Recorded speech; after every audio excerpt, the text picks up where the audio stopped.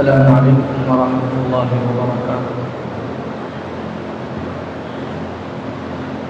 الحمد لله نحمده ونستعينه ونستغفره ونؤمن به ونتوكل عليه ونعوذ بالله من شرور أنفسنا ومن سيئات أعمالنا. من يهده الله فلا مضل له ومن يضلله فلا هادي له. ونشهد أن لا إله إلا الله وحده لا شريك له. ونشهد أن سيدنا ونبينا ومولانا محمدا عبده ورسوله صلى الله تعالى عليه وعلى آله وأصحابه وأزواجه وذرياته وأهل بيته وبارك وسلم تسليما كثيرا كثيرا. أما بعد فأعوذ بالله من الشيطان الرجيم. بسم الله الرحمن الرحيم. أمن يجيب المضطر إذا دعاه ويكشف السوء ويجعلكم خلفاء الأرض أإله مع الله قليلا ما تذكرون.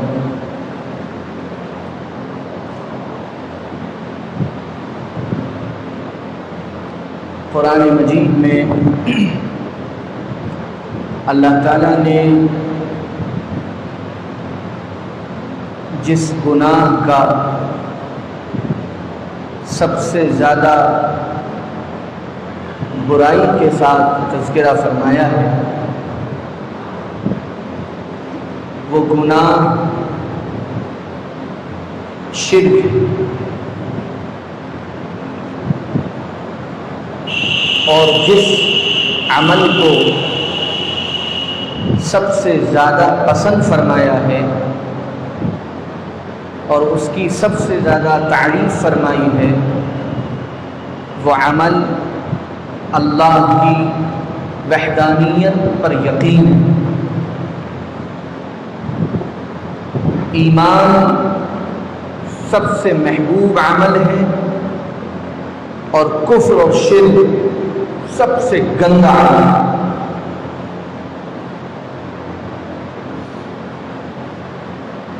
ہمارے ذہنوں میں تصور یہ ہے کہ کفر اور شرک کا مطلب کسی پتھر، کسی پیڑ، کسی تصویر کے آگے سر جھکا دیا جائے.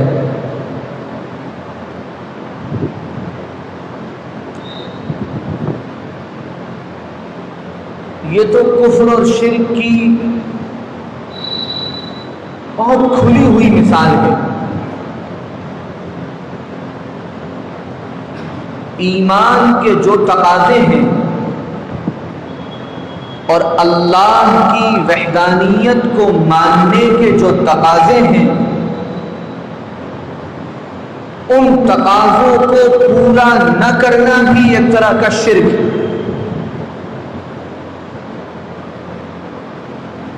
ہماری کمزوری یا ہماری لاعلمی یہ ہے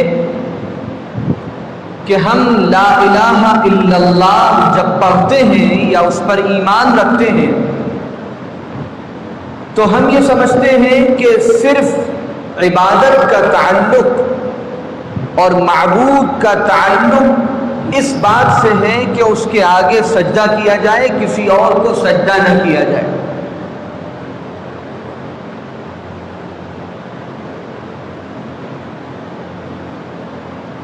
کلمہ طیبہ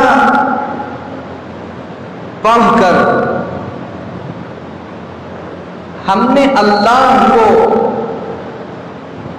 اپنا الہ اور معبود جس طرح سے مانا ہے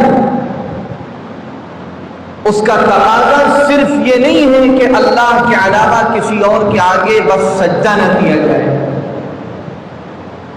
اس کا تقاضا یہ ہے کہ اپنی تمام امیدوں کو، تمناؤں کو، آرزوؤں کو، منتوں کو صرف اور صرف اللہ کی ذات سے وابستہ کیا جائے. یہ ایمان کا کمال درجہ ہے.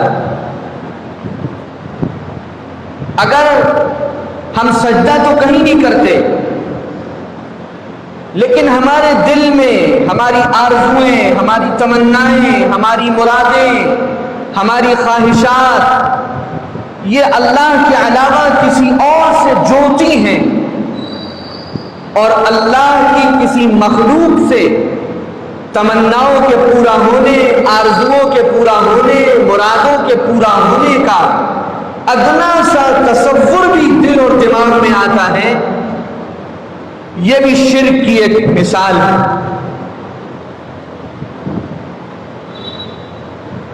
ایمان کا کمال اس انسان کو حاصل ہوتا ہے، اور صحیح معنوں میں ایمان اس شخص کے دل میں اترتا ہے جس کا پورا وجود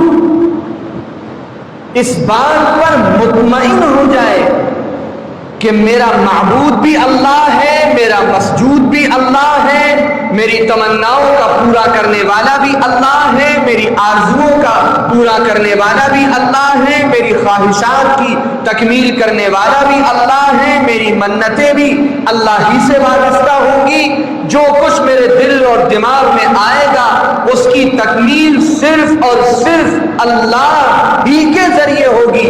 نہ کوئی مجھے نفع دے سکتا ہے، نہ کوئی مجھے نقصان دے سکتا ہے، نہ کوئی مجھے بیماری دے سکتا ہے، نہ کوئی مجھے شفا دے سکتا ہے، نہ کوئی مجھے عزت دے سکتا ہے، نہ کوئی مجھے ذلیل کر سکتا ہے، نہ کوئی مجھے اٹھا سکتا ہے، نہ کوئی مجھے گرا سکتا ہے۔ یہ ساری چیزیں صرف اور صرف اللہ کی ذات سے وابستہ ہیں۔ یہ یقین آخری درجے کا جب تک دل اور دماغ میں راسخ نہ ہو جائے اس وقت تک ہمارا ایمان مضبوط اور مکمل نہیں ہو سکتا۔ صرف غیر اللہ کے آگے، کسی مورتی کے آگے سر جھکانے سے رکنے کا نام ایمان نہیں ہے۔ ایمان تو اس یقین کے آخری درجے تک پختہ ہونے کا نام ہے کہ سب کچھ کرنے والی ذات صرف اور صرف اللہ کی ہے۔ اور پورے قرآن میں یہ موضوع بھرا ہوا ہے،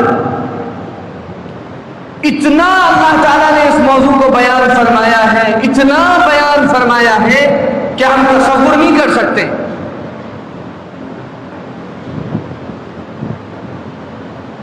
اللہ کے جتنے نام ہیں، اللہ کی جتنی صفات ہیں، اللہ نے اپنی بعض صفات میں سے کچھ حصہ بعض لوگوں کو عطا فرمایا، لیکن ان صفات میں کمال اور وہ صفات بدرجہ عدم اور اصل طور پر صرف اور صرف اللہ کے اندر ہے۔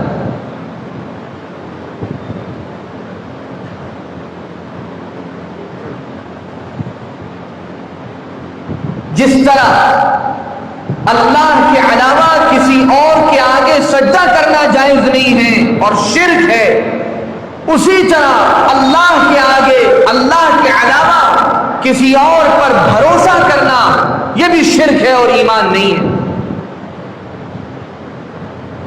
ہم جائزہ لیں ذرا اپنے دن اور رات پر، اپنی محفلوں اور تنہائیوں کا، اپنے تصورات و خیالات کا، کہ ہمارا یقین اور بھروسہ اللہ کی ذات پر کتنا ہے، ہم اسباب سے کتنا متاثر ہیں اور اللہ کی ذات عالی پر ہم کو کتنا یقین ہے۔ اسباب اختیار کرنے کا حکم اللہ نے دیا ہے، صرف اس لیے اسباب اختیار کیے جاتے ہیں، ورنہ قرآن یہ سکھاتا ہے کہ بھروسہ صرف اور صرف اللہ کی ذات پر ہونا چاہیے، یہی ایمان ہے۔ فقالوا علی اللہ توکلنا، ایمان والے کہتے ہیں کہ ہم نے تو اللہ پر بھروسہ کیا، وعلی اللہ فلیتوکل المتوکلون، بھروسہ کرنے والے تو صرف اور صرف اللہ پر بھروسہ کرتے ہیں۔ وما لنا الا نتوکل علی اللہ وقد ہدانا سبلنا، اللہ کے علاوہ کون ہے جس پر ہم بھروسہ کریں گے؟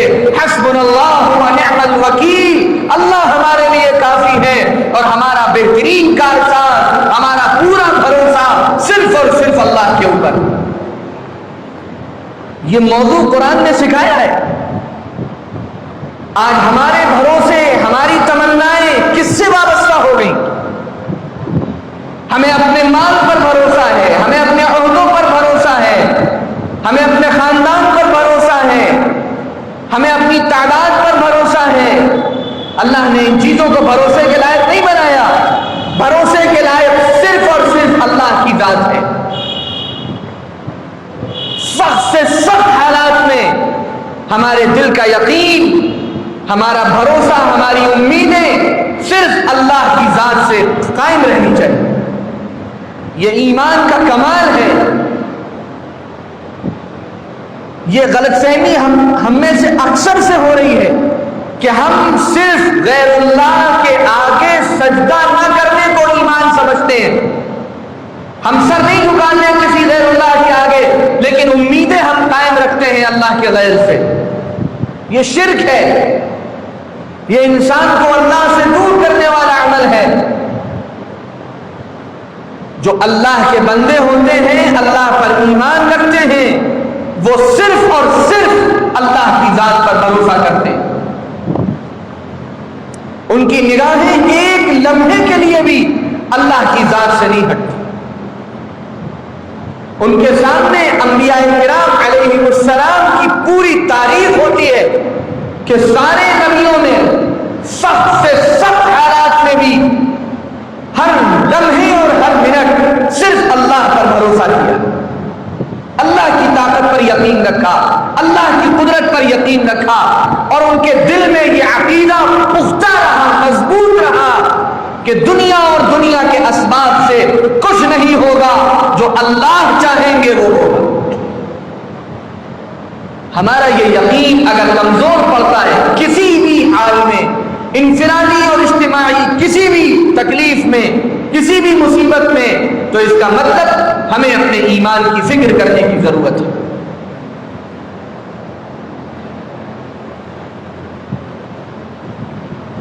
جتنے حالات آتے ہیں وہ حالات اللہ کی طرف سے آتے ہیں.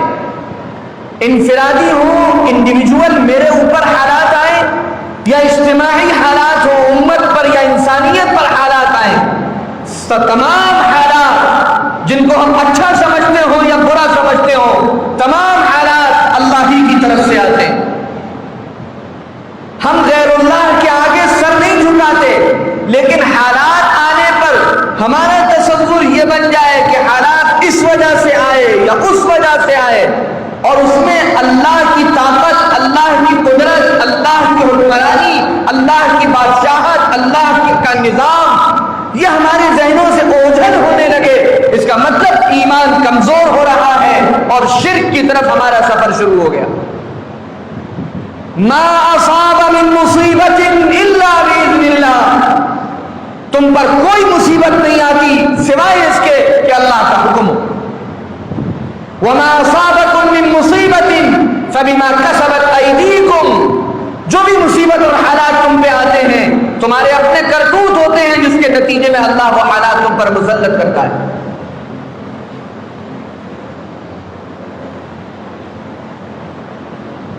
جس طرح یہ یقین کہ تمام حالات, تمام پریشانیاں, تمام مصیبتیں اللہ ہی کی طرف سے آتی ہیں, اللہ ہی کی مرضی سے آتی ہیں, تب پھر یہ یقین بھی پختہ کرنا ضروری ہے کہ ان پریشانیوں, ان مصیبتوں, ان تکلیفوں کو دور کرنے والی ذات بھی صرف اور صرف اللہ کی ہے. وَإِن يَمْسَسْكَ اللَّهُ بِضُرٍّ فَلَا كَاشِفَ لَهُ إِلَّا هُوَ, جب اللہ کی طرف سے تم پر کوئی پریشانی آئے گی تو سن لو, فَلَا كَاشِفَ لَهُ إِلَّا هُوَ, اس پریشانی کو دور کرنے والا بھی اللہ کے علاوہ اور کوئی نہیں ہے. اور خیر بھی اگر اللہ کی طرف سے ہے, وَإِن يُرِدْكَ بِخَيْرٍ فَلَا رَادَّ لِفَضْلِهِ, تو اللہ کی اس طرف سے آنے والی اس خیر کو بھی کوئی تم سے دور نہیں کر سکتا. یہ یقین پختہ دلوں میں راسخ رہے کہ ہر طرح کے حالات جو مجھ پر آ رہے ہیں صرف اللہ کی طرف سے ہیں, اور ان حالات سے نکالنے والی ذات بھی صرف اللہ کی ذات ہے. یہ ایمان ہے, یہ ایمان کا کمال ہے. صرف لا الہ الا یہ خیال، یہ تصور، یہ عقیدہ پختگی کے ساتھ دل اور دماغ میں جم جائے تب ایمان کا کمال انسان کو حاصل ہوتا ہے۔ امن یجیب المضطر اذا دعاه ویکشف السوء ویجعلکم خلفاء الارض، کون ہے اللہ کے سوا جو مصیبت کے وقت میں تمہاری پکار کو سنے؟ کون ہے اللہ کے سوا جو پریشانیوں سے تم کو نجات دے؟ اِلٰہٌ مع اللہ، کیا اللہ کے علاوہ بھی کوئی اور معبود ایسا کرنے پر قادر ہے؟ تمہاری نگاہیں اگر اللہ کے علاوہ کسی اور پر جاتی ہیں تو ان کا حال تو یہ ہے لا يسأل عما يفعل وهم يسألون، اللہ سے کوئی کچھ نہیں پوچھ سکتا لیکن ان سے تو سوال کیا جائے گا۔ ان کا تو حال یہ ہے کہ تم اللہ کے علاوہ جن کو پکار رہے ہو، اللہ کے علاوہ جن سے اپنی مرادیں مانگ رہے ہو، اللہ کے علاوہ جن کو اپنے دلوں میں بسائے بیٹھے ہو، ان کا حال تو یہ ہے کہ وہ نہ تو تم کو نفع دے سکتے ہیں، یا ان الذین تدعون من دون اللہ لن یخلقوا ذبابا ولو اجتمعوا لہ، کیا ہے ان کی طاقت؟ وہ سب کے سب مل جائیں تو ایک مکھی بنانے پر قادر نہیں ہے۔ یدعو من دون اللہ ما لا یضرہ وما لا ینفعہ، تم اللہ کے علاوہ ان کو پکارتے ہو، اللہ کے علاوہ ان سے اپنا دل لگاتے ہو، اللہ کے علاوہ ان کو اپنا معبود سمجھتے ہو جو نہ تم کو نفع دے سکتے ہیں نہ تم کو نقصان دے سکتے ہیں، بلکہ یدعو لمن ضرہ اقرب من نفعہ، ان کو پکارنے کے نتیجے میں تمہارے لیے نفع کا تو کوئی امکان نہیں ہے، البتہ نقصان تمہارے گلے پڑ جائے گا۔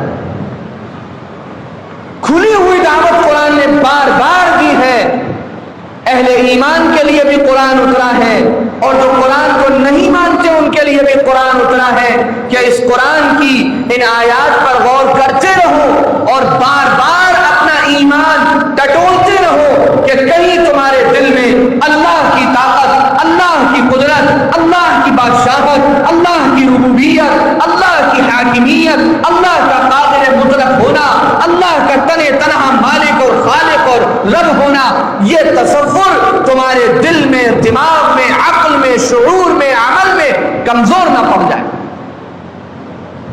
یہ بنیاد ہے، اس کے بغیر نہ تمہاری کوئی نیکی قبول ہوگی، اس کے بغیر نہ تمہاری کوئی اچھائی تمہارے کام آئے۔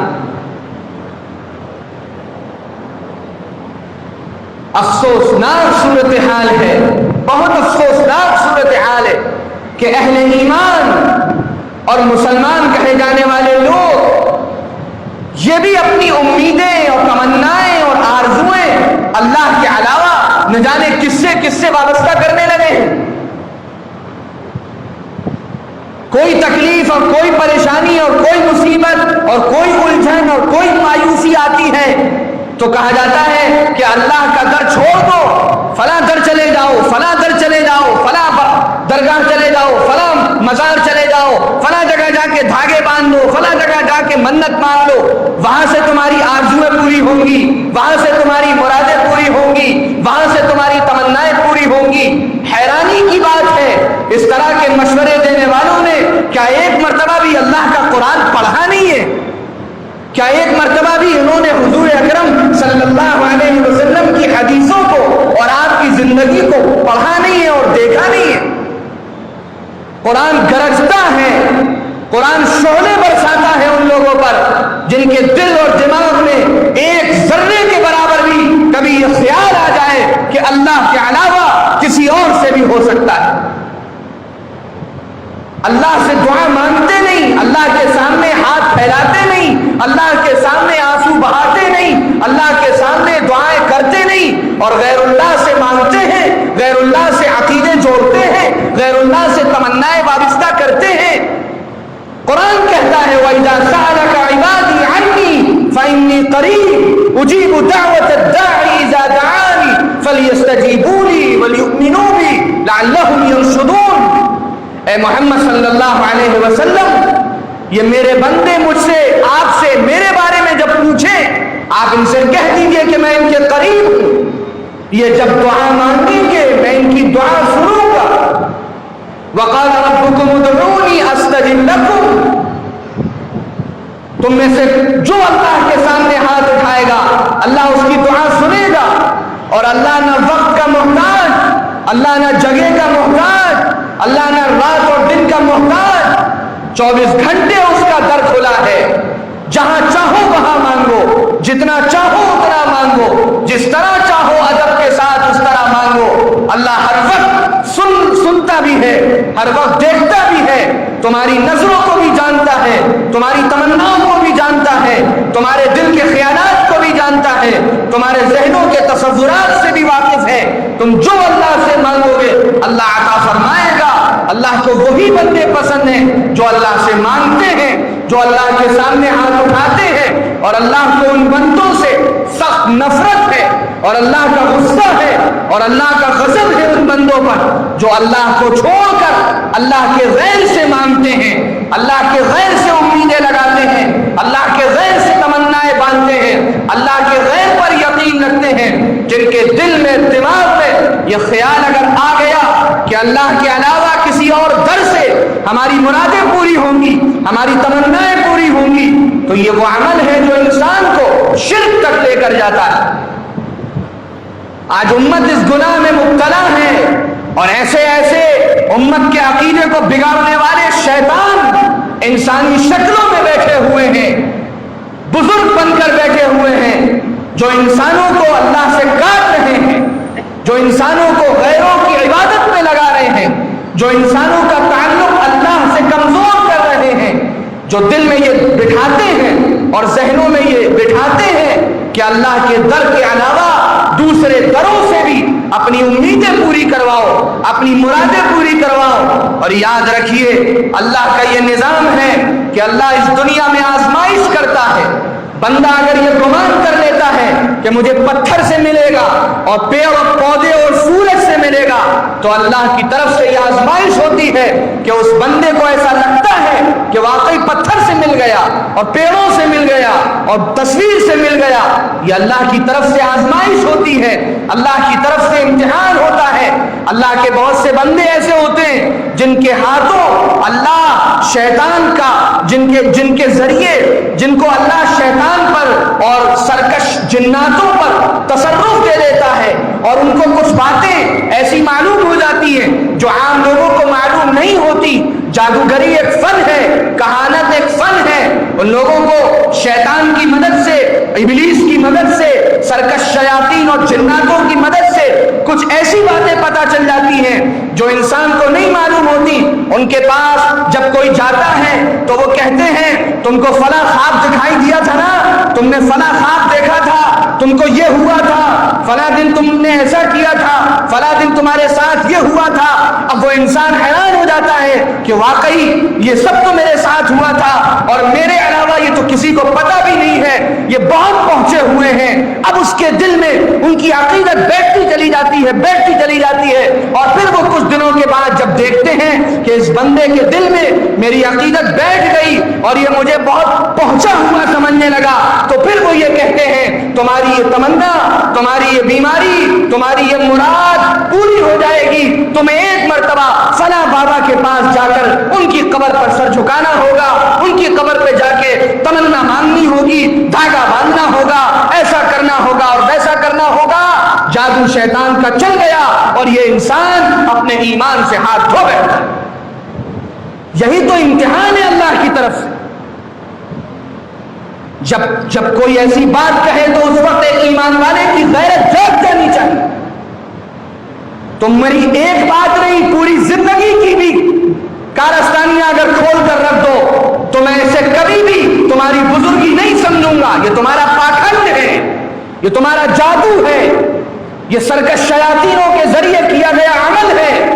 जब तुम इलाज में हमें अल्लाह के शिर्क पर आमादा कर रहे हो तो किस बात की बुजुर्गी और किस बात की नेकी और किस बात की सालिहियत? तुम खुद शैतान हो और शैतानों के रास्ते पर हमको चला रहे हो।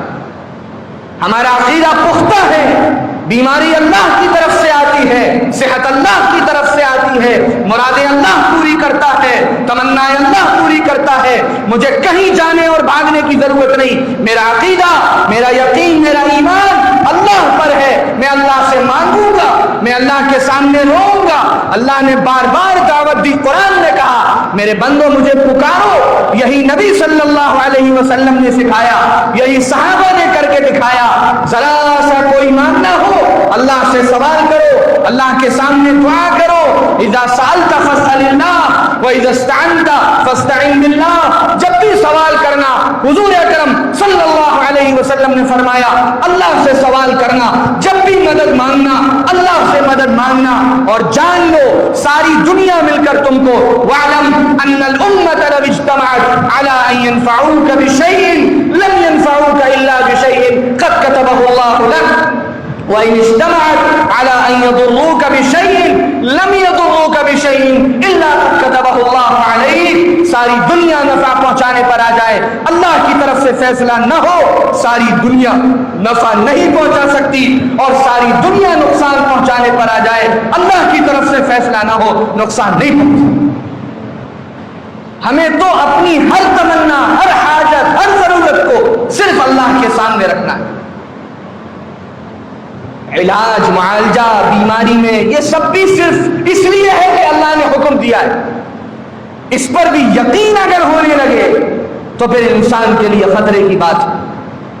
یقین صرف اللہ کی ذات. اور کسی علاج معالجے میں اگر ایسا محسوس ہو کہ ہم کو کفر کی طرف دھکیلا جا رہا ہے اور شرک کی طرف دھکیلا جا رہا ہے اور اللہ پر سے یقین کمزور کیا جا رہا ہے اور غیر اللہ پر یقین مضبوط کیا جا رہا ہے، تو سمجھ لینا چاہیے کہ یہ شیطانی عمل ہے، ابلیسی عمل ہے، گمراہی کا عمل ہے، کفر اور شرک کی طرف لے جانے والا عمل ہے.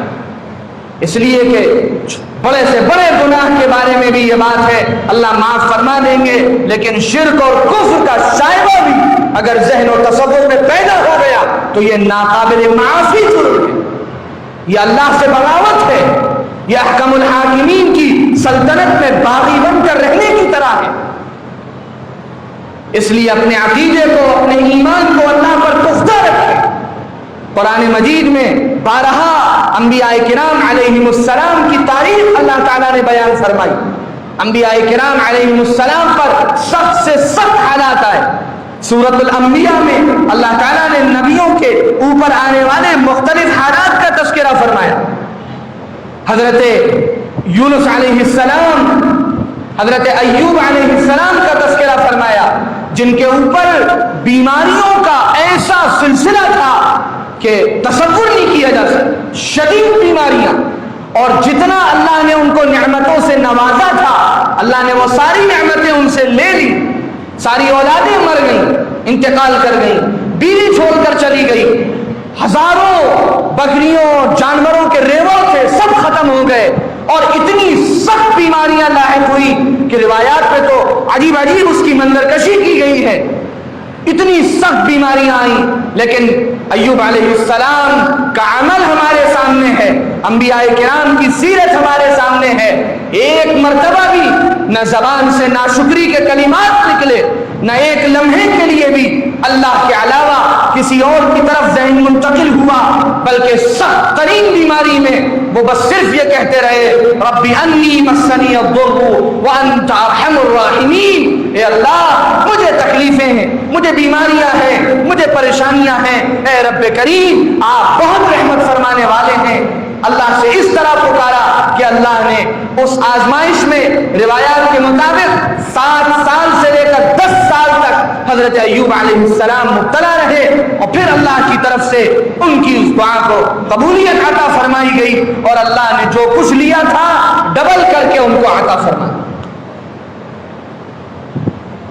اس کے بعد حالات آئے حضرت یونس علیہ السلام پر، پریشانی کے حالات، سخت ترین پریشانی، اور ایسا لگتا تھا کہ زندگی کی کوئی امید اب نہیں ہے. سمندر کی گہرائیوں میں کود گئے اور اس میں بھی ایک مچھلی نے نگل لیا.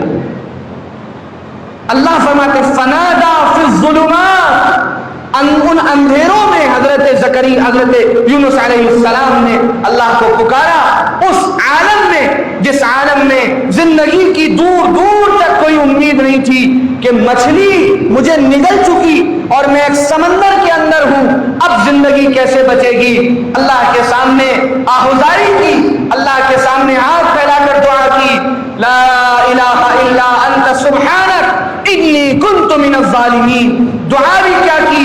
اپنی غلطیوں اپنی کمزوریوں کا اعتراف کرتے رہے، اگرچہ معصوم عن الخطا تھے، کوئی گناہ نہیں کیا تھا، لیکن جو جتنا بلند مرتبے پر ہوتا ہے وہ اتنا اپنے کو اس قابل سمجھتا ہے کہ میں اللہ سے معافی مانگتا رہوں، اللہ سے توبہ کرتے رہے۔ فاستجبنا له ونجيناه من الغم، اللہ فرماتا ہے میں نے ان کی دعا قبول کی اور اس پریشانی سے میں نے نجات عطا کی۔ حضرت زکریا علیہ السلام بڑھاپے کی عمر کو پہنچ گئے اور بیوی بانجھ ہے، عاقر ہے، خود اتنے بوڑھے ہو چکے ہیں کہ خود کہتے ہیں، قرآن نقل کرتا ہے کہ میرے بال بھی سفید ہو گئے، میری ہڈیاں بوسیدہ ہو گئی، لیکن یہ تمنا تھی کہ اللہ یہ اپنے گھر بیت المقدس کی حفاظت کرے اور اس کی خدمت کی ذمہ داری جو تو نے مجھے عطا فرمائی ہے، یہ جو میرے جتنے اہل و عیال رشتے دار دور دراز کے ہیں یہ تو بگڑے ہوئے ہیں، سمجھ میں نہیں آتا کہ یہ کیسے اس کی خدمت انجام دیں گے، تو مجھے ایک وارث دے دے، مجھے ایک بیٹا عطا فرما دے تاکہ یہ خدمت کا سلسلہ جاری رہ سکے اس عالم میں، جبکہ وہ بوڑھے ہیں، ہڈیاں جواب دے چکی، بال سفید ہو چکے اور بیوی بانجھ ہے، اس عالم میں اللہ سے دعا کرتے ہیں، رب لا تذرنی فردا وانت خیر الوارثین، اے اللہ تو مجھے اکیلا مت چھوڑ، تو بہترین وارث ہے۔ اللہ نے اس عالم میں جبکہ کوئی امید نہیں تھی کہ اب ان کو کوئی وارث ملے گا، فاستجبنا له ووهبنا له يحيى واصلحنا له زوجا، اللہ فرماتا ہے ہم نے زکریا کی دعا قبول کی اور انہیں یحییٰ عطا فرمایا اور ان کی بیوی کی بیماری کو ہم نے دور کر دیا۔ یہ انبیاء کرام علیہ السلام کے واقعات یوں ہی نہیں بیان کیے گئے، یہ اسی لیے بیان کیے گئے ہیں تاکہ ہمارا عقیدہ، ہمارا یقین، ہمارا ایمان اللہ پر پختہ ہو اور نبیوں کی سیرت ہمارے سامنے رہے کہ جتنے نبی گزرے، جتنے رسول گزرے، انہوں نے ہمیشہ صرف اور صرف اللہ کی طاقت پر یقین رکھا، اللہ سے دعائیں مانگی، اللہ سے اپنی امیدیں وابستہ کی، اللہ کے سامنے ہاتھ پھیلائے، اللہ کے سامنے اپنی مرادیں رکھی، اللہ کے سامنے اپنی آرزویں رکھی۔ یہی نبیوں کا طریقہ، یہی ولیوں کا طریقہ، یہی صحابہ کا طریقہ، یہی اللہ کے نیک بندوں کا طریقہ۔ جو اس راستے سے ہٹے گا، جو اس راستے سے انحراف کرے گا، جس کے دل میں اور دماغ میں یہ شیطانی خیالات آئیں گے یا کوئی اس کو ڈالے گا کہ اللہ کے علاوہ کسی اور کے بارے میں بھی یہ گمان رکھو کہ وہاں سے بھی یہ آرزو پوری ہوگی، وہاں سے بھی یہ تمنا پوری ہوگی، وہاں سے بھی یہ مراد پوری ہوگی، وہاں سے بھی میری دعا قبول ہوگی، سمجھ لو یہ شیطانی عمل ہے اور اس شیطانی عمل کے نتیجے میں تمہارا ایمان تم سے چھن جائے گا اور کفر اور شرک کے دلدل میں دھسا دیا جائے گا۔ اور اللہ کی طرف سے آزمائش ہوتی ہے، جو میں نے شروع میں عرض کر دیا کہ انسان امید جب کرتا ہے تو اللہ بھی پھر امیدوں کے مطابق فیصلہ کر دیتے۔ تم نے امید باندھی، تم نے یہ تصور کیا کہ فلاں در سے ہوگا، تو آزمائش کے طور پر وہاں جا کر انسان دعا کرتا ہے، وہاں جا کر انسان مرادیں مانگتا ہے اور وہ تمنا پوری ہو جاتی ہے، اور یہی شیطان کا پھندا ہوتا ہے کہ انسان پھر اس میں پھنس جاتا ہے۔ اس لیے یہ اہم ترین گزارش ہے کہ اللہ پر اپنے یقین کو مضبوط رکھیں، اللہ سے اپنی آرزوؤں اور تمناؤں کو مانگیں، اللہ ہی کے سامنے ہاتھ پھیلائیں، اللہ ہی کے سامنے اپنی مرادیں رکھیں اور یہ یقین پختہ رکھیں کہ کسی کے کرنے سے کچھ نہیں ہوتا، اللہ چاہیں گے تو عطا فرمائیں گے، تو صحت دیں گے، تو پریشانی دور کریں گے، اور اللہ نہیں چاہیں گے وَإِن يَمْسَسْكَ اللَّهُ بِضُرٍّ فَلَا كَاشِفَ لَهُ إِلَّا هُوَ، کوئی تمہیں تکلیفوں سے نکال نہیں سکتا، مصیبتوں سے نجات دے نہیں سکتا، تمہاری پریشانیاں دور کر نہیں سکتا جب تک اللہ نہ چاہے۔ اس لیے اپنے آپ کو نیک عمل پر لانے کی ضرورت ہے، اپنے آپ کو اللہ کی فرمانبرداری پر لانے کی ضرورت۔ بڑی حیرت ہوتی جاتی ہے کہ جن لوگوں کو یہ ساری چیزیں بڑی پسند آتی ہیں اور جن کا دل غیر اللہ سے بڑا جڑا رہتا ہے اور جو ایسے کسی بھی کام کے لیے دوڑنے اور بھاگنے کو ہر وقت تیار رہتے ہیں، ان سے کوئی بھولے سے کہہ دے تمہارے کاروبار کا مسئلہ ہے، جاؤ چلے جاؤ فلاں جگہ، وہاں جا کے کوئی دھاگا باندھاؤ اور وہاں جا کے فلاں عمل کراؤ، ایسے مسئلوں میں وہ دوڑنے اور بھاگنے کو تیار رہتے ہیں، لیکن انہی سے کہا جائے کہ اللہ کے سامنے روزانہ 2 رکعت نماز پڑھ کر دعا مانگ لو تو یہ عمل ان پر بڑا بھاری ہوتا ہے۔ ان سے کہہ دیا جائے 5 وقت نماز کی جماعت کے ساتھ پابندی کر لو، یہ عمل ان پر بڑا بھاری ہوتا ہے۔ ان سے کہہ دیا جائے روزانہ قرآن کی آیات کی تلاوت کرو، یہ عمل ان پر بڑا بھاری ہوتا ہے۔ جو دین کی بنیادیں ہیں، جو دین کے اصول ہیں، جن پر اسلام کی بنیادیں ہیں، وہ عمل کرنے میں جان نکلتی ہے، وہ عمل کرنے میں تھکاوٹ ہوتی ہے، وہ عمل کرنے میں سستی آتی ہے، وہ عمل کرنے میں کاہلی ہوتی ہے۔ جن اعمال پر یقینی طور پر اللہ کی رحمت متوجہ ہوتی ہے اور وہ عمل جس سے شیطان مسلط ہوتا ہے، جس سے اللہ سے دوری ہوتی ہے، غیر اللہ کی طرف انسان جھکتا چلا جاتا ہے، اس عمل کے لیے ہزاروں روپے بہانے کو تیار، کئی دن قربان کرنے کو تیار، اپنے آپ کو بڑی سے بڑی مشکل میں ڈالنے کو تیار۔ یہ کیسا ذوق بگڑ گیا، یہ کیسا مزاج بدل گیا، یہ کیسا شیطان حاوی ہو گیا کہ جو اللہ کے احکامات ہیں اس سے دوری ہے اور جو شیطانی کام ہیں یا شیطان کے ایجنٹوں کے کام ہیں ان کی طرف رغبت ہے، ان سے محبت ہے۔ ان اعمال سے سچی پکی توبہ کی ضرورت ہے، اللہ پر یقین رکھنے کی ضرورت ہے، ہر وقت اپنے دھیان کو، اپنی تمناؤں اور آرزوؤں کو اللہ ہی کی طرف متوجہ رکھنے کی ضرورت ہے۔ وہی سننے والا ہے، وہی دیکھنے والا ہے، وہی عطا کرنے والا ہے، وہی صحت دینے والا ہے، وہی شفا دینے والا ہے، وہی پریشانیوں سے نکالنے والا ہے، وہی حالات کو بدلنے والا ہے۔ انفرادی اور اجتماعی تمام مسائل کا حل اسی رب ذوالجلال کے پاس ہے، جو اس کے سامنے جھکتا ہے، جو اس سے مانگتا ہے، جو اس کے سامنے روتا ہے۔ رب کریم کی رحمت اس کی طرف متوجہ ہوتی ہے جو اس سے اعراض کرتا ہے، جو اس سے دور ہوتا ہے۔ اللہ کو بھی ایسے لوگوں کی ضرورت نہیں ہے۔ اللہ تو بندے کا امتحان لیتے ہیں، ہمارا کام ہے مانگتے رہنا، ہمارا کام ہے دعا کرتے رہنا۔ بعض مرتبہ آخری بات بس عرض کر دوں، بعض مرتبہ اللہ تعالیٰ دعا کو فوراً اسی طرح قبول فرما لیتے ہیں جس طرح بندہ دعا مانگتا ہے۔ بندہ سمجھتا ہے کہ دعا قبول ہو گئی، لیکن دعا ایسا نہیں ہے کہ قبول نہیں ہوتی۔ بعض مرتبہ اللہ کی طرف سے حکمت بندے کے لیے یہ ہوتی ہے کہ وہ دعا اسی شکل میں قبول نہیں کی جاتی، بلکہ اس بندے کے اوپر آنے والی کسی اور پریشانی، کسی اور تکلیف، کسی اور مصیبت کو اس بندے سے دور کر دیا جاتا ہے۔ یہ بھی اللہ کی طرف سے دعا کی قبولیت ہوتی ہے۔ بعض مرتبہ اللہ تعالیٰ بندے کے لیے حکمت یہ سمجھتے ہیں کہ اس دعا کو دنیا میں قبولیت اس کی نہ دکھائی جائے، بلکہ آخرت کے لیے اس دعا کو ذخیرہ بنا کر رکھ دیا جائے۔ قیامت کے دن بندے کو پتہ چلے گا کہ میں نے جو دعائیں مانگی تھی، جو دنیا میں بظاہر قبول نہیں ہوئی، آج وہ نیکیوں کے پہاڑ کی طرح ہمارے سامنے کھڑی ہیں۔ اس وقت بندہ تصور کرے گا کاش کہ میری ایک دعا بھی دنیا میں قبول نہ ہوتی اور اس کے نتیجے اسی طرح دیکھنے کو ملتے۔ اللہ سے مانگنے والا، اللہ سے دعا کرنے والا کسی بھی حال میں محروم نہیں رہتا۔ اللہ تعالی ہم سب کو اپنے سامنے رونے دھونے والا بنا دے، دعا مانگنے کی توفیق عطا فرما دے، اور شرک اور کفر کے اور غیر اللہ کی طرف مائل ہونے کے ادنا سے جذبے سے بھی اللہ ہماری حفاظت فرما لے۔ ان شیطانی ابلیسی ہتھ کنڈوں سے اللہ ہماری حفاظت فرما دے۔ وآخر دعوانا ان الحمد للہ رب العالمین۔